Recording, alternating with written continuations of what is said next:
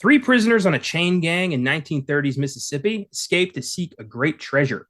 Along the way, they encounter a deadly cyclops, a trio of sexy sirens, the Grand Wizard of the Ku Klux Klan, and become genuine rock stars in the Coen brothers' 2000 period comedy, Oh Brother, Where Art Thou? I'm Connor Eyzaguirre. And I'm Mysia Pierce Lewis. And this is Filmgazm.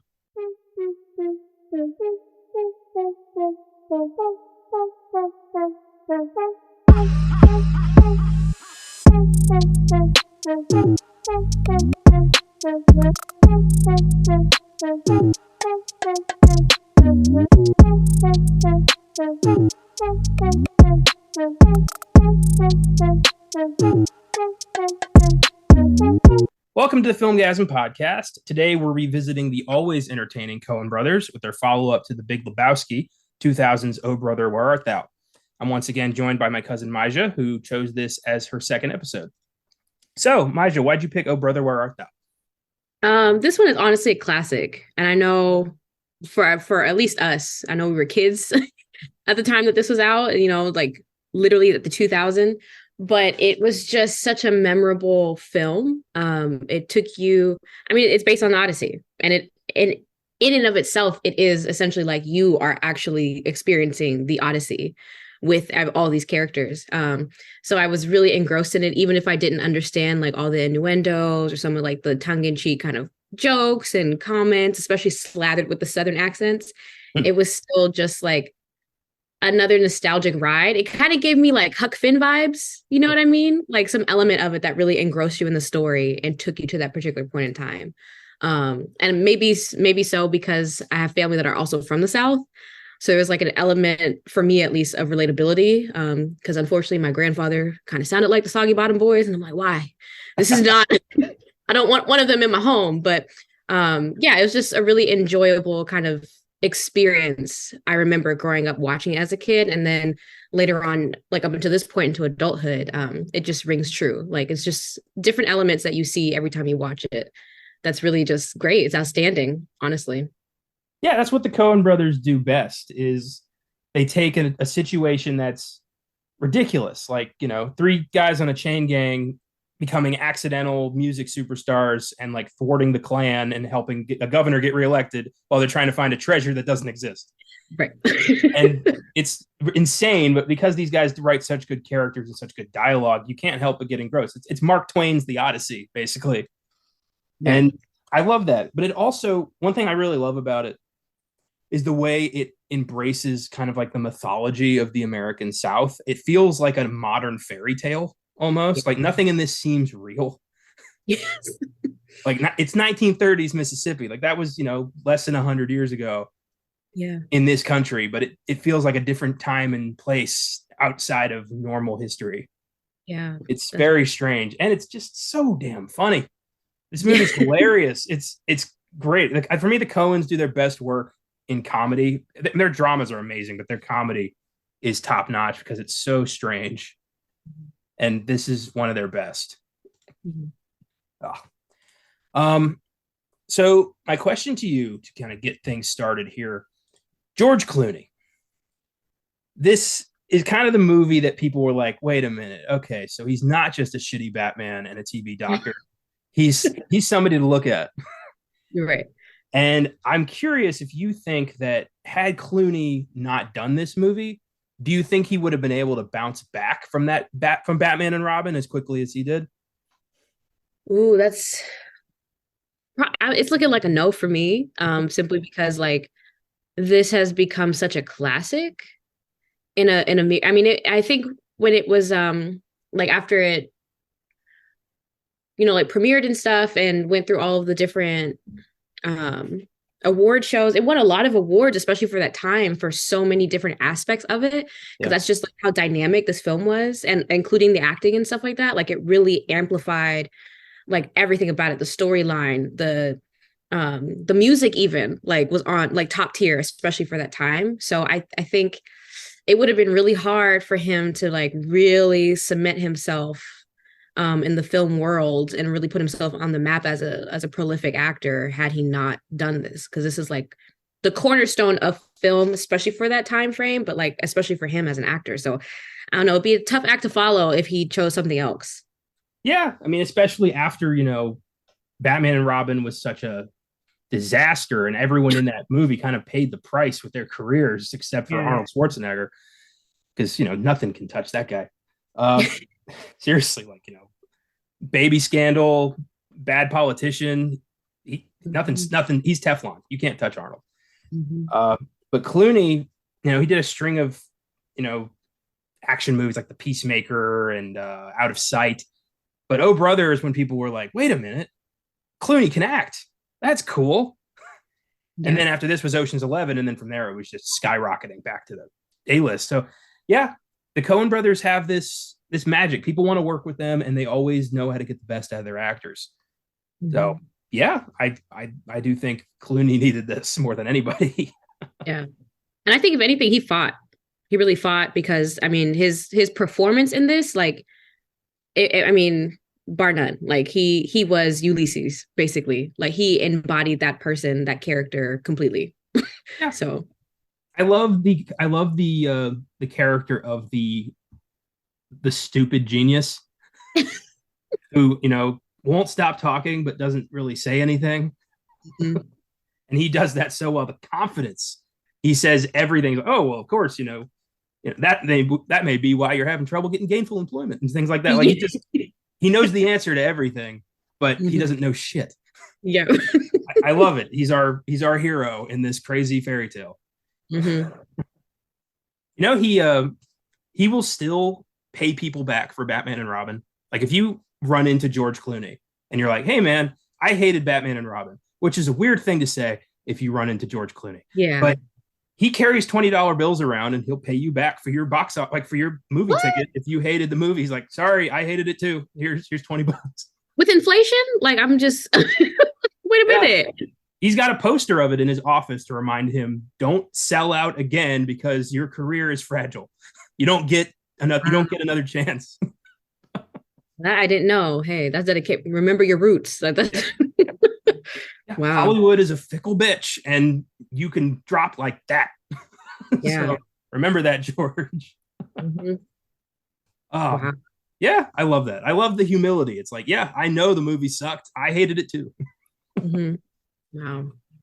So, Oh Brother, Where Art Thou was written and directed by Joel and Ethan Coen, and is loosely based on the epic Greek poem The Odyssey, written by the Greek poet Homer in the 8th century BC and first published in English in 1614. I have not read The Odyssey. I know the main beats thanks to DuckTales. And yeah. And, it's whatever. I have it. I've got it at Goodwill for like $1.10. I'll read it eventually.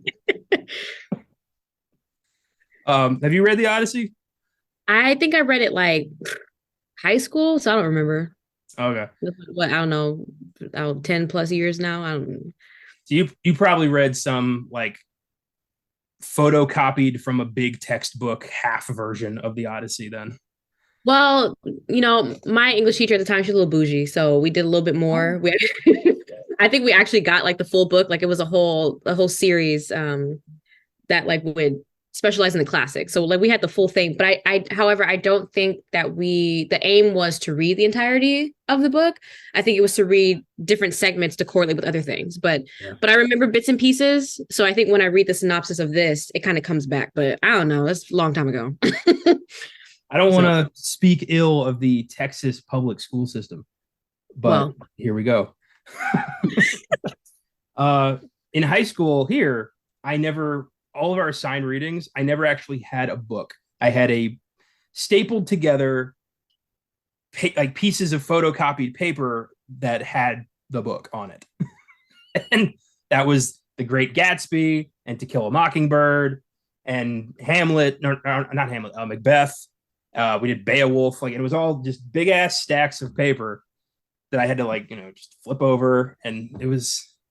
Were they banned books? Damn. Like it was just a cheap school. Like they didn't have any funding. They couldn't afford books for everybody. So the teacher just went to the copier, went to like a Kinko somewhere and just photocopied her book and handed out giant pamphlets to us.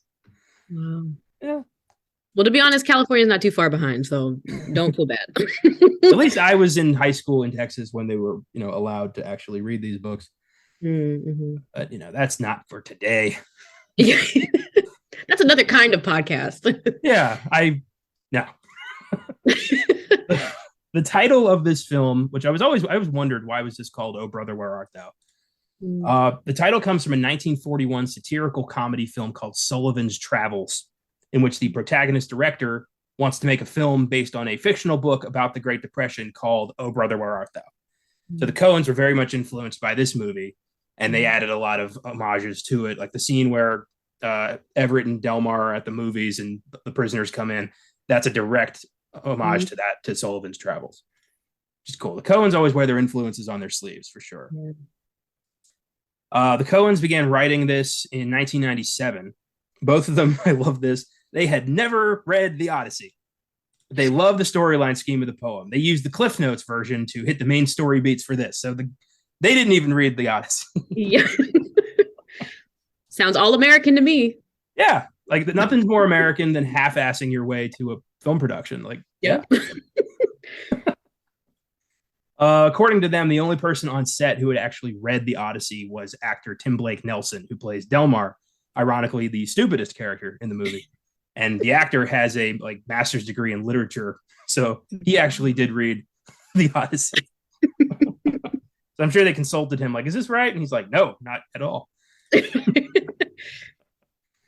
I love that. Like, it makes me more confident that I could make something in Hollywood if I know that two of my the filmmakers I admire didn't even bother to read the source material. Yeah, and then they reference you for everything. You know what I mean? Like, they're just like, hey, you. It's pronounced Ulysses, right? Yeah. Joel Coen offered the lead role to George Clooney in person, which they don't usually do. He went to Clooney's house and was like, hey, we want you for the lead in our new movie. And Clooney, being a huge Coen fan, was like, he said yes immediately without reading the script. Because he was like, what? You want me in a good movie? I'll take it. After my past? Yeah. Wow. Can't imagine the offers were coming in from auteurs across Hollywood after his string of 90s disasters. Yeah. So this is probably a godsend for him at that point. Like literally the blessing at your doorstep. And you can tell, like, he really does commit in this thing. He is not taking this for granted. Like, he really does pull out all the stops. He, in order to get a better grasp of the character, his family actually is from rural Kentucky. So he sent a copy of the script to his uncle Jack and had him read the whole script into a tape recorder so George could kind of imitate his cadence. And wow. I love this. Jack was a devout Baptist, and he omitted all the swear words from the script. His recording had no swear words. And when Clooney started shooting, and the Coens like, there's supposed to be a damn in there, George. Like, he realized, oh shit, I don't have the swear words. Wow. Devout Uncle Jack. Mm-hmm. The film's soundtrack was a surprise hit. It's all folk and gospel music by artists like Alison Krauss, Harry McClintock, Gillian Welch, and others. The album was produced by bluegrass artist T-Bone Burnett, and amazingly, the soundtrack won Album of the Year at the 2002 Grammy Awards. The soundtrack was way more successful than the film, which doesn't usually happen, especially for a movie with all like folk music and bluegrass and sorts. Like, this thing blew up. Right. Yeah. It's a great album. It is. And I think, that's why I was saying earlier, like, I have grandparents from the South. And so, like whenever this movie was on, like my grandfather, it's as if like he found his soulmate through this film, especially through the music.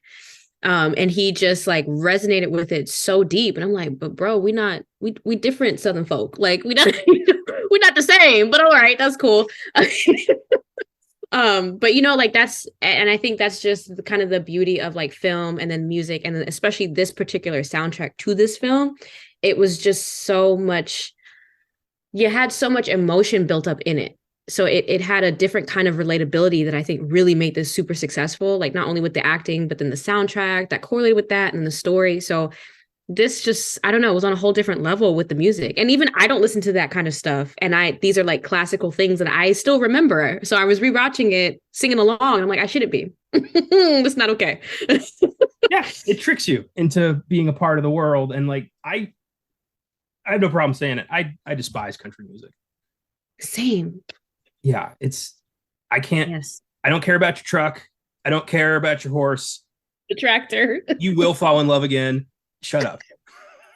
I just don't. I don't have any emotional connection to any of that shit. But Yeah. this movie makes me know I am a man of constant sorrow. I get it. Mm-hmm. So it made me weird. want to drink some moonshine. It did. Yeah. I want to live on Big Rock Candy Mountain. Yeah. It's great. Oh boy. Oh Brother Where Art Thou has an IMDb score of 7.7, Rotten Tomatoes score of 79%. Critics' consensus reads, though not as good as Coen Brothers classics such as Blood Simple, the delightfully loopy Oh Brother Where Art Thou is still a lot of fun. This is a Coen Brothers classic. I will fight anyone on that. Yep. Yeah. Weird that they compare it to Blood Simple of all things. I mean, that is a dark fucking movie. That's not a comedy. So like the comparison there doesn't exist. If you're going to compare it to anything, The Big Lebowski makes the most sense here. And to be quite frank, like I think the Oh Brother film is like the only one of the Coen brothers that I've seen. I think I've heard of like Fargo and like maybe another one, but I've never actually watched it. So and this was so prolific, so it's kind of a stretch to say that, you know, this one is kind of like bottom tier, if you will, because it is definitely not. Like this is definitely the most memorable of their collection, I would say, because I haven't even heard of most of the others, to be honest. So. I recommend all of their films. I've seen everything, and they are so good. They're some of the best creative writers in Hollywood. All of their films are just so interesting and unique. They're in their own world. Blood Simple, for instance, was their first film in 1984. It's about a guy, some sleazy bar owner who finds out his wife is cheating on him with the bartender of that place. So he hires a like sleazy ass private investigator to take pictures of them, and shit gets out of hand. A plan goes awry. People die. The people you wouldn't think would survive the movie are like the last people standing, and it's a very crazy. It's like it's their horror movie basically. Oh, and, that sounds chaotic. It sounds great. Very chaotic. It's a really good watch. Yeah, I can't say much about the plot without spoiling it because it's very much like just a quick hour and a half. Shit happens immediately kind of movie. Yeah, definitely a good watch. Okay, we'll check it out. Oh yeah. The film was a modest hit, grossing 72 million on a budget of 26 million. Not too bad. The Coens have had a lot of critical success, not a lot of box office success that much. They're very indie. It was nominated for 2 Oscars. Best Adapted Screenplay. I love that, considering they didn't fucking read the Odyssey. And Best Cinematography for the sepia tone vibe of the movie, which is great. Roger Deakins was the cinematographer. He works with them a lot, and he's a fucking master behind the camera. And this is filmed just really weirdly and cool. Yeah. It's now considered one of the Coen's best movies, so suck on that, Rotten Tomatoes. So with that, let's give this film some awards. We have the Quentin Tarantino Award for the best line of the movie, the Thomas Newman Award for the best music moment of the movie, the Philip Seymour Hoffman Award for the best performance of the movie, and the John Carpenter Award for the best scene of the movie. So why don't you take us away with your best line? Well, see, there's so many. So it was really hard. I don't know. We can go. I feel like some of the repeated ones are kind of great. Like in the beginning, when they had initially ran away, and they get caught in that like barn because guy's family stitched on them for the bounty, yeah. And Ulysses is like, "Damn, we had a tight spot." I love that. So that one was great. I think I really loved when George Nelson came into play. And he gave us so many lines. The hold the applause and drop your draws. Or Jesus saves, but George Nelson withdraws. So, you know, it's you pick whichever one you want from that. So this movie was filled with so many good quotes and lines and memorable kind of like slogans, if you will, because some of them kind of like had some repetitive moments, or like at the end when Ulysses is kids were saying, but you ain't bona fide. That's kind of like a reminder, you ain't shit. It's like, I love he kept saying, like, well, I'm the paterfamilias. yeah. So there's so many. I think maybe I already listed like 5 of them. So I'll probably leave with I'm gonna RUNNOFT. We'll go with that one. Oh, that's great. Yeah, this script is fantastic. There's so many little great weird lines. Like when, George Nelson picks him up and he starts shooting at the cows. I love Delmar's like, oh, George, not the livestock. Yeah. Oh boy. I love Pappy O'Daniel and his whole, like his dumbass sons. Like, we're not one at a time in here. We're mass communicating. But my favorite has to go to Everett when he's in the little general store and the guy gives him the wrong pomade and he's like, no, I don't want that. I want Dapper Dan. The guy's like, I don't carry Dapper Dan. I carry Fop. And Everett goes to 11 real quick. He's just like, well, I don't want Fop. God damn it. I'm a Dapper Dan man. I love that. The lines in this movie are fantastic. The whole, we thought you was a toad. Yeah. God, ridiculous. Do not seek the treasure. Definitely the best one.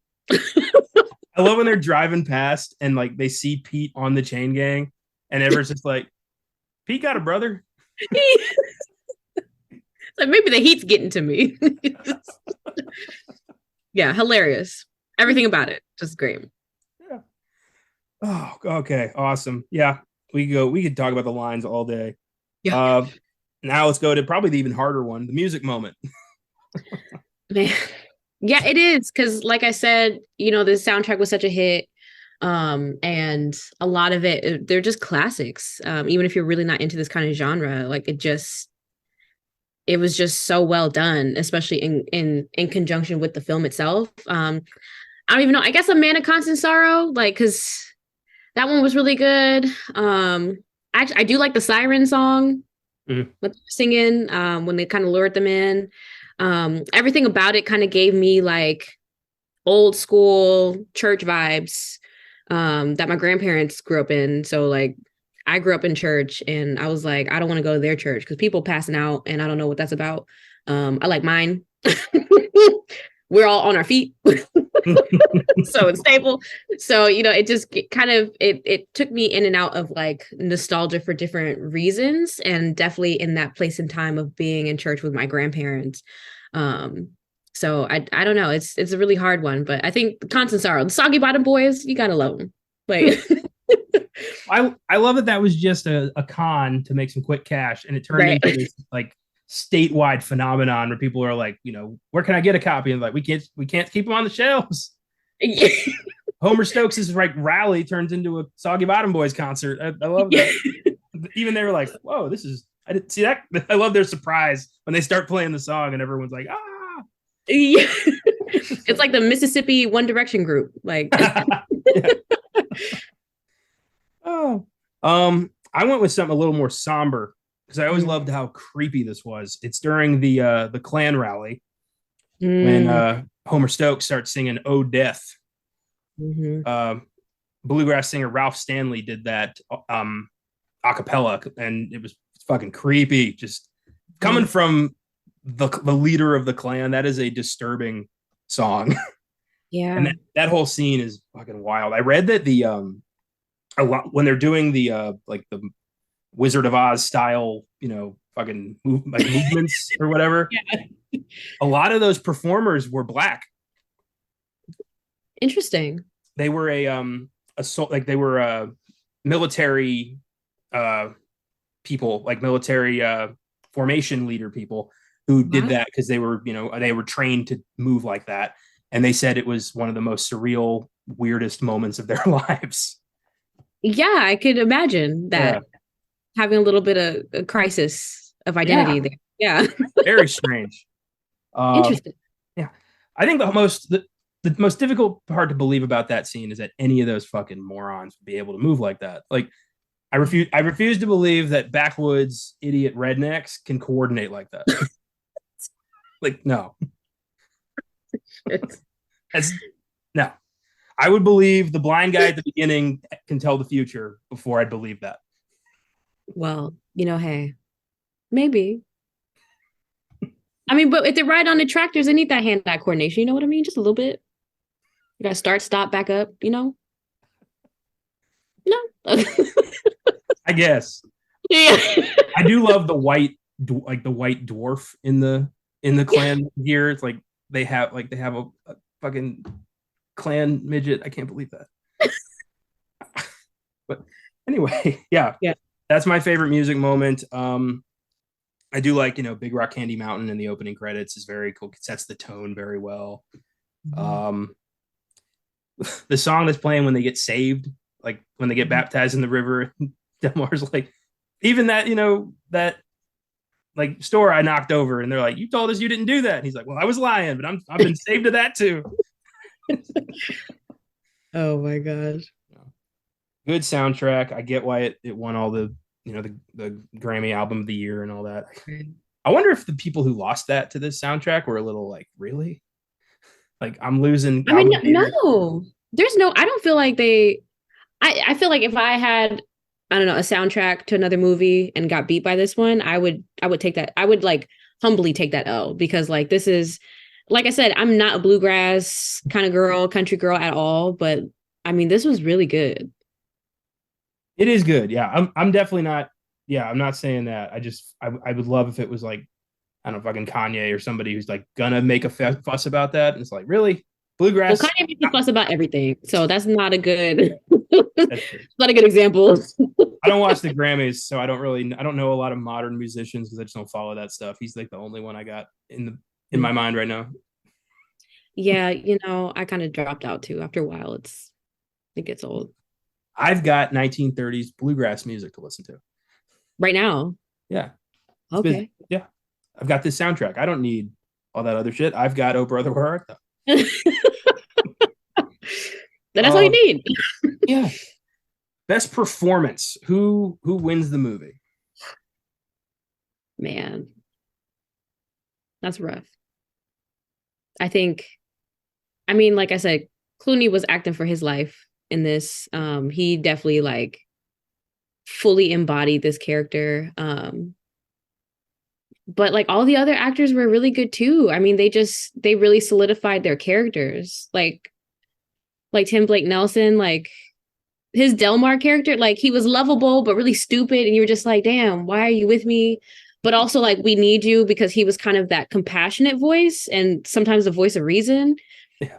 He definitely served his purpose. Like without him there, it wouldn't be the three of them. It wouldn't be the trio. Or Everett, like same thing. Like without him and his kind of like hot tempered, kind of blowing up and doing whatever, saying whatever, it wouldn't be the same, because the dynamic kind of fed on each other. So I don't know. It's really hard to pick. I mean, but I guess I would just default Clooney.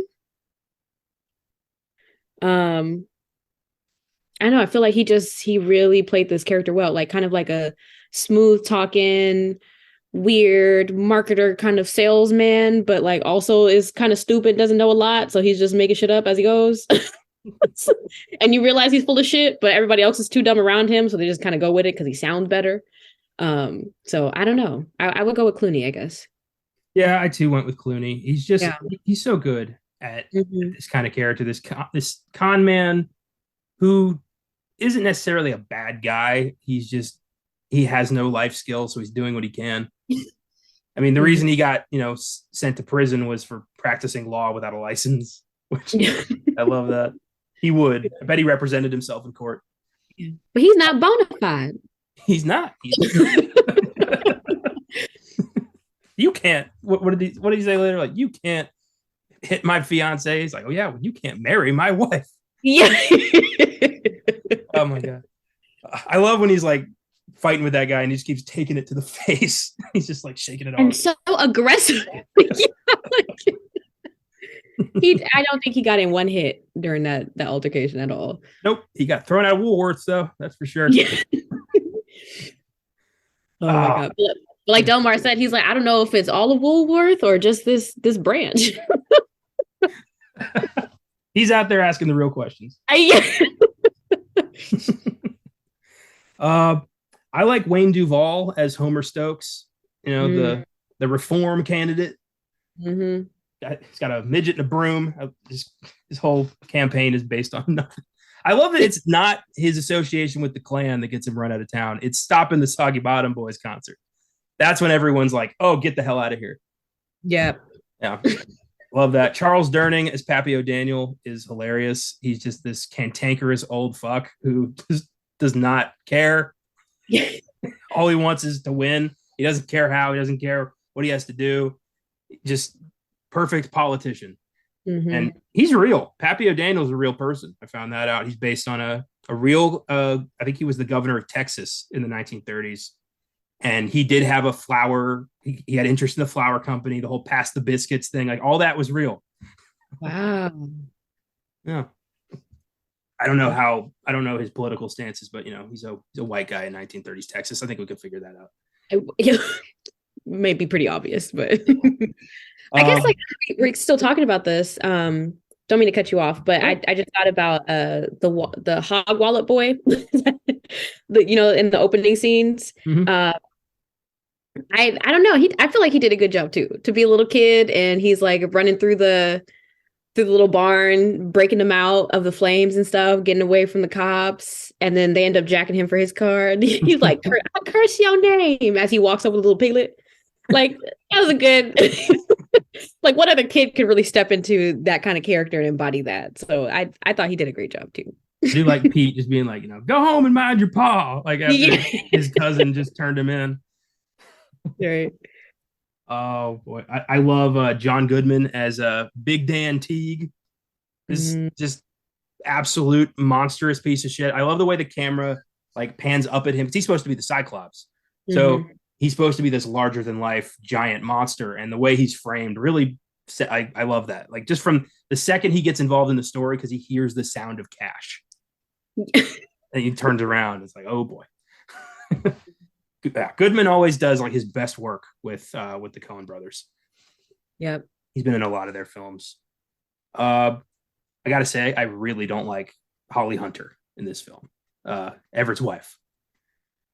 I mean, it's good performance, but the character is just so unnecessarily cruel, I think. I mean, first off, telling the kids that dad's dead and then trying to marry somebody else. And then also like, as soon as he's somebody, she's into him again. And now is like, we're going to get married, but only if you find my specific ring that's at the bottom of a lake. And it's just like, he can't be a little bit more reasonable in this whole situation. Like, that's crazy. Yeah.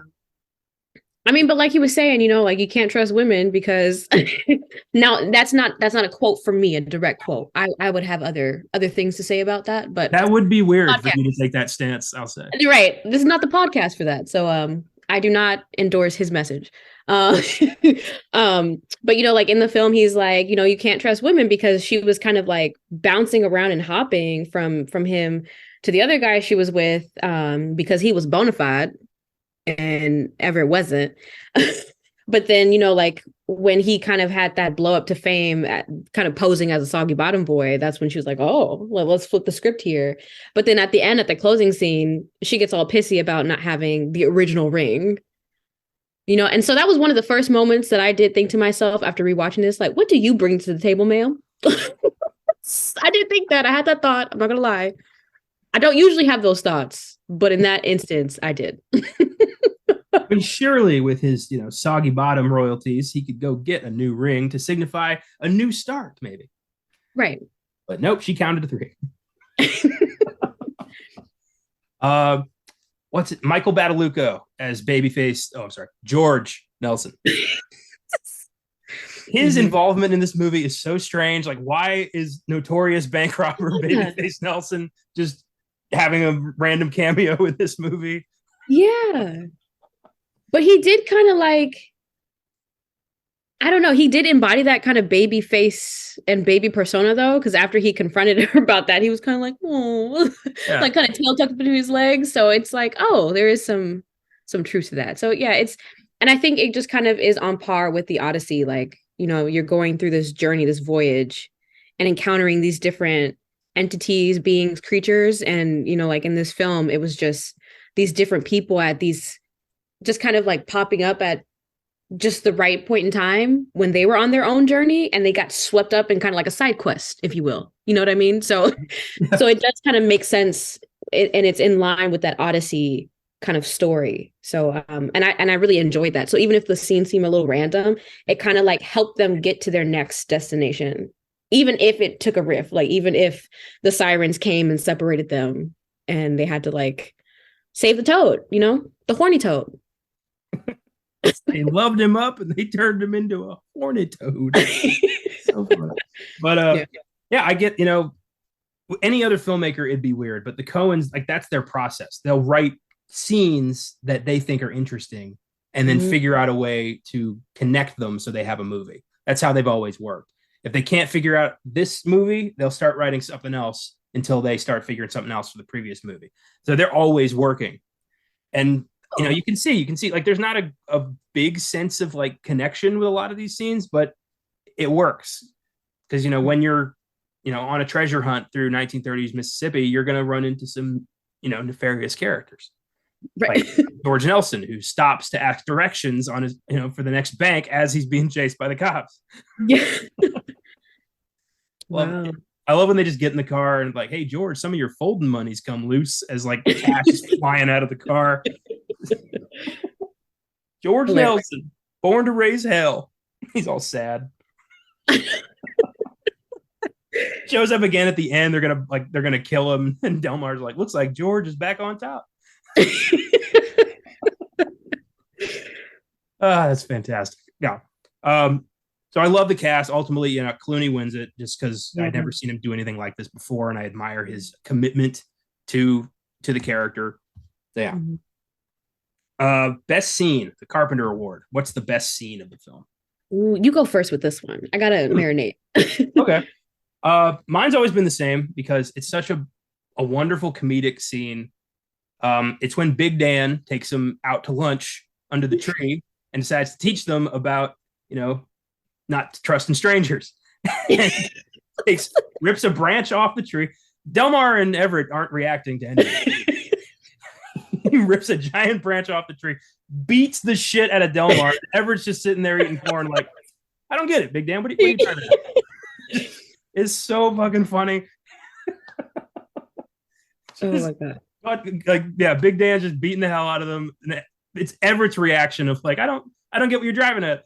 That sends it home. I love it so much. And it ends with him crushing the toad that Delmar thinks is Pete, which is just heartbreaking for Delmar. And then he just leaves. Steals their money, steals their car, and then later we see him get crushed at the rally. So I love just Big Dan fucking them up. That's my favorite part of the movie. Wow, so violent. We love it. But I don't know. It's kind of like it's really hard for me to pick like a particular scene, but I guess I don't know. I feel like I really like the scene when they were in the movie theater. Yeah. He's like, we thought you was a toad. And he's like, what are you talking about? I love Pete's. He didn't even react. He mouths it. He's like, what? I think that's like by far one of my favorite scenes. Because it's just so crazy. It's so wild. Like, you know, those two characters are like, oh my God, we're so relieved to know that you're alive, you're here. And he's just like, what the fuck? Bro, don't go to the thing. They set you up. Like, it's definitely that one. But also, I think just like a quick note, definitely the opening scene where they're escaping the chain gang, just seeing them kind of like duck and like, you know, pop up and duck like into the field as they're trying to escape. Like, come on, bro. Like, we obviously see you, but like, it's just field. But I think that's just, that scene in particular really set the stage for kind of understanding what you're getting yourself into based on like how crazy and goofy their escape was and how like Everett's basically just dragging the other two along in a way. It's just, it already kind of set up who they are and what's about to happen. So I really like the opening scene a lot too. I love when they jump in the train and Everett's trying to be like, hey, are any of you boys Smithies by chance? And like Delmar can't get in the train and they all fly out of the car. Yeah. One scene I really like because it's like we get a little bit of drama is after Pete is reunited with them and Everett confesses that there is no treasure. And Delmar's, taking it pretty well, but Pete reveals he only had 2 weeks left on his sentence. It's like you feel for the guy. You're like, oh man. And he's like, I won't get out till 1987. I'll be 84 years old. And Delmar's like, well, I'll only be 82. I do love that. But yeah, Pete's just, along for the ride and thought he was going to get something out of this. And when you find out, he's been, stringing them along, it's a little heartbreaking. Yeah. I mean, especially for him. I mean, he was whipped, beat, threatened to be hung. You know what I mean? So like his life was literally at stake. So I think his reaction was completely understandable. Yeah. Yeah, it was. Some other great scenes in this movie. I do have a question for you though. Because I've always wondered and I still don't know. In the beginning, where's the blind guy, on the train tracks and he's kind of telling the future what's happened. Like, you're not going to seek the treasure, basically. You're not going to get what you're looking for. And at the end, it's essentially like we're coming full circle, except there's an addition of like his youngest kid now, and it's kind of like the cycle is starting over. Like, just curious to know your point of view. What do you think that means or could potentially like foretell if there were to be like a sequel? I highly doubt it. Please don't do that. No. It's fine as it is. But like if there were to be a continuation of the story, what do you think that means? Is it like the cycle's repeating with him again or like what? Just curious. Well, first off, the Coens have never and will never do a sequel to any of their movies. I think this is I think there's a Christian biblical allegory going on here about redemption. And the moment where the flood kind of saves them from being hanged by the sheriff guy, that's kind of them being cleansed of their past lives and given the opportunity to start again. And Everett now committed to being a father, committed to being a husband. I do think that he's going to break the cycle and raise them right. I mean, I can't speak for what Pete and Delmar are going to do, but Everett is going to, do things the right way. So I think that's what it is. It's, the blind man was telling them, basically like, the real treasure is the friendship you make along the way. I see. Okay. I was curious because, like her attitude was like, well, you don't have the original ring. And he's like, woman, like it's at the bottom of a 9,000 foot, whatever lake now. So, and in my mind, I just wondered like, would that reignite kind of the situation or would he try to just, you know what I mean? Well, I do think that if he ends up in prison again, it is going to be for murder. And it is going to be her.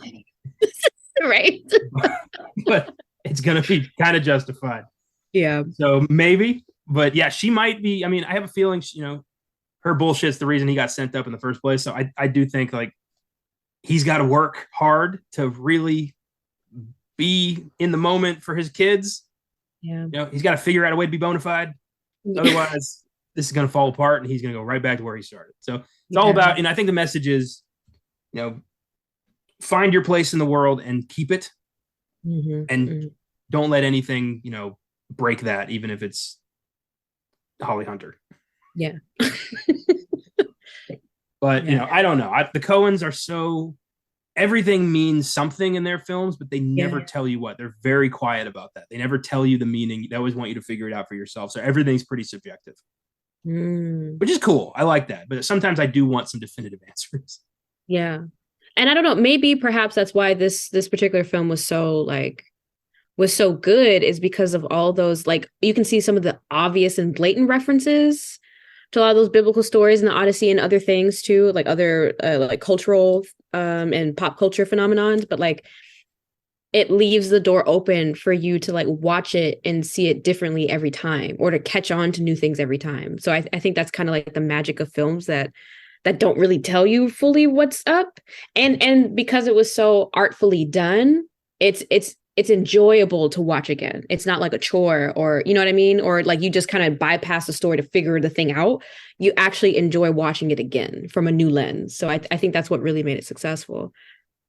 Well, for the Coens especially, and for, filmmakers like Wes Anderson or Quentin Tarantino or Paul Thomas Anderson, these guys who have a very distinct style and have very much are aware of what they're saying in their films. I feel like the older you get and the more life experiences you have in your own life reinforces your viewings of these films and allows you to see new things and understand new things and create new discussions surrounding the films. Like there's movies that, I watched when I was a kid that I thought were great. There's movies I watched them again like last year and I hated them, or vice versa. And I like finding, like, developing your taste as a film fan is the best part, because you never know what's going to reinforce your conversation and help you understand the next film you watch. Yeah, for me, it's all a tapestry that you are constantly adding to, and it's, the journey's just the best. Yeah, very true. I love film, and I love hilarious 1930s Mississippi adventure films. Yeah. Yeah, good stuff. All right, let's see what people on Letterboxd had to say with our next segment. What's in the box? What's in the fucking box? Give me the gun. So on this segment, we take a look at the film social media website and app Letterboxd and see what people have to say about these films. Oh Brother, Where Art Thou is rocking a 3.9 out of 5, which is pretty good. I'd have it higher, but for me, it's a 5 out of 5 stars. This is a 10. I love this movie. Yeah. I have 4 reviews for you. I hope you like them. This first one's from Travis. If I had hair, I'd probably be a Dapper Dan man. 3.5 stars. Oh wow, he'd probably never get it, but if I used pomade, like an ungodly amount of pomade, like Everett does, I'd probably go with Dapper Dan as well. This next one's from Nathan. Can we truly be redeemed? The Coen brothers ask this question, and to answer it, you'll have to go on an incredible adventure with old blind men on handcars who will offer wisdom, KKK rallies fraught with peril and opportunity, and hoedowns with racist politicians. This is quite the ride, and I expect nothing less from everyone's favorite Hollywood director-sibling duo. 5 stars. I like that. Yeah, I do too. It is, is redemption possible? And if you keep making the same mistakes in your life, do you even deserve it?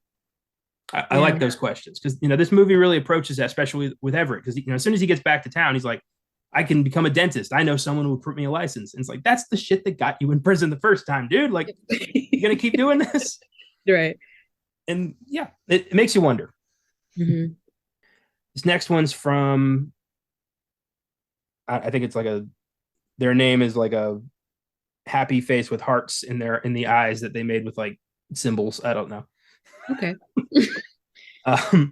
R.I.P. to those cows that got shot by Babyface Nelson. 3.5 stars. No.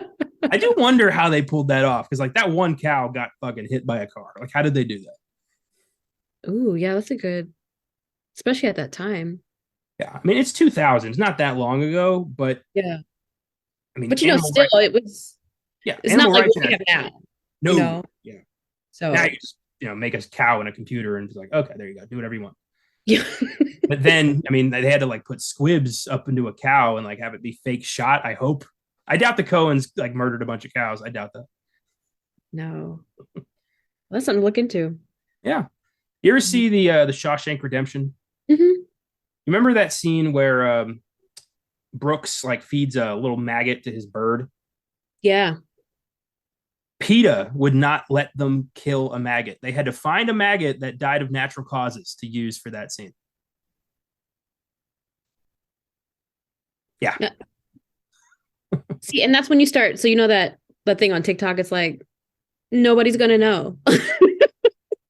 And they're going to know. Nobody's going to know. Like, come on. That's kind of. Is there really going to be an investigation? You gonna that's absurd. Do an autopsy on the maggot, find out it did not die a natural death? God. All right. Well, but I can't imagine. Like, I can understand fighting for, cows and chickens and dogs and cats and all that. But maggots, are we really going that far? Yeah, that's on par with like roaches. Yeah, and they don't die. So yeah, we learned that in our last episode. Yeah. But look, I have nothing but hatred for insects of all kinds.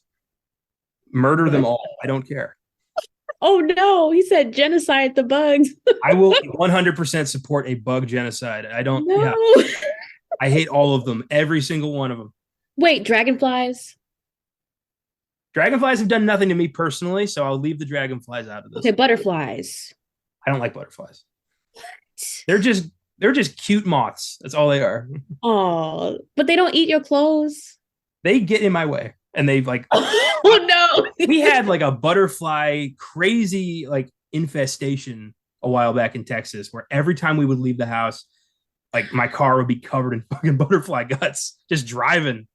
Oh my god! I don't You care. I probably murderer. a few thousand butterflies. Yeah.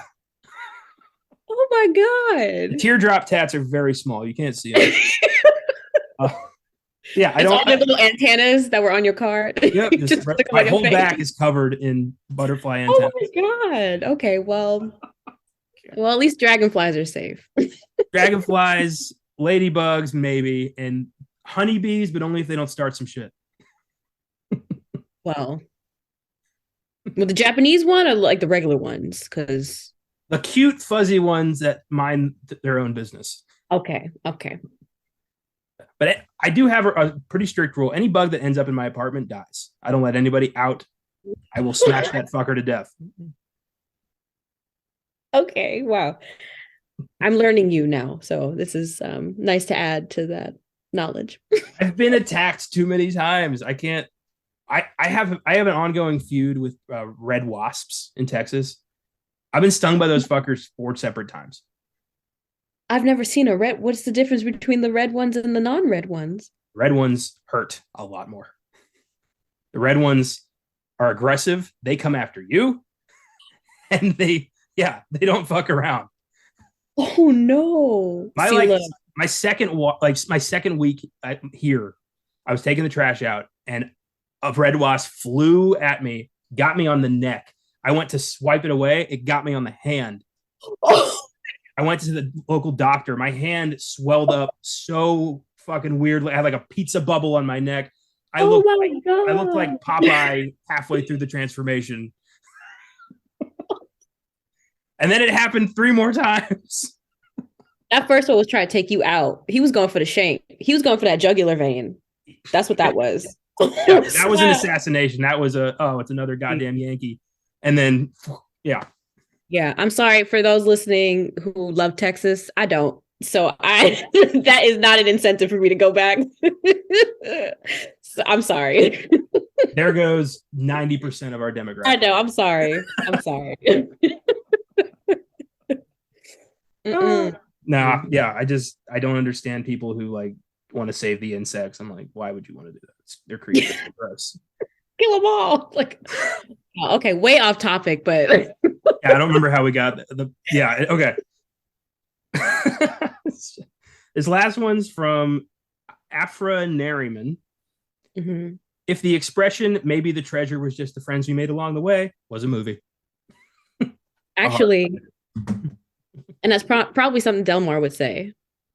Yeah, I'm surprised he didn't say that. It's like, well, Everett, I sure do treasure our friendship, and maybe that's what this was all about. Yeah, that would have been very appropriate for this. Yeah, man, this was just like a good all-around movie. Like, thanks for, like tapping into it again with me, because it's been a while since I saw it, so I had to like recently watch it. But this is one of those classics for me. Everything about it. Yeah, me too. I love this movie. I've been watching it since I was a kid. It's become one of the, I quote it around my family all the time. It's great. This place a geographical oddity. 2 weeks from everywhere. Shit like that. It's so much fun. I love the films that become kind of, staples of my life. And Oh Brother Where Art Thou is certainly one of them. Definitely check out more Coen films. I think you'll really like them. They're just creative, fun, neat stories. Mm-hmm. Yeah. Anything else you want to say about Oh Brother Where Art Thou before we sign off? No, I think that's just about it. Would love to just like walk into a place and start singing songs for blind people and get a record deal. That would be amazing. I'd be set. I would be set for life. You imagine if music still worked like that? If you just were like, "Hey, I got $10. Can I make a record?" And they're like, "Sure, go ahead. We'll mass Man. produce it. Sure, why not?" Yeah. Mm. Well, that's what they got SoundCloud for. Oh, yeah. I went to LA with a buddy once, and this guy tried so hard to get us to buy his mixtape. Like he gave us this whole spiel, and then like I couldn't get a word in edgewise, so I couldn't tell him I didn't have any cash. Yeah. So he just kept like for 3 or 4 minutes, and then I was like, "Oh, I don't have any money," and he grabbed it out of my hands and kept walking. Wow. So aggressive. If we need, blind people with their own little, radio stations, just give these people a place to vent their frustrations about life. hmm You could do it all on the banjo. Yeah, there you go. Man of constant sorrow. That's what that's about. It's the blues. This was fun. Thanks for listening, everybody. If you like the show, feel free to follow us on Facebook, Instagram, and Twitter at Filmgazm Productions. If you want to suggest films for us to check out, you can email us at filmgazm@gmail.com or send us a message through the socials. Check out our Letterboxd accounts for daily reviews. You can search me at Connor95, and in my friends list, you can find the rest of the team. I just dropped a review of the 1980 William Friedkin crime thriller Cruising, starring Al Pacino. Not great, but you know what? I think on a second viewing, I probably like it a bit more. It's a very strange film that does not depict the gay subculture of New York in the best way. But it's 1980. What are you gonna do? 3 out of 5 stars. Check out our website, filmgazm.com, where I have a link to my Letterboxd if you want to read reviews. And you can also find articles, trailers of upcoming films, and every episode of our show. If you'd like to become a monthly donor to Filmgazm Productions, feel free to click on the link in the episode description. From there, click on Support This Podcast. You can choose to donate $1 a month, $5 a month, or $10 a month. We appreciate whatever you think we deserve. All donations go right back into the podcast.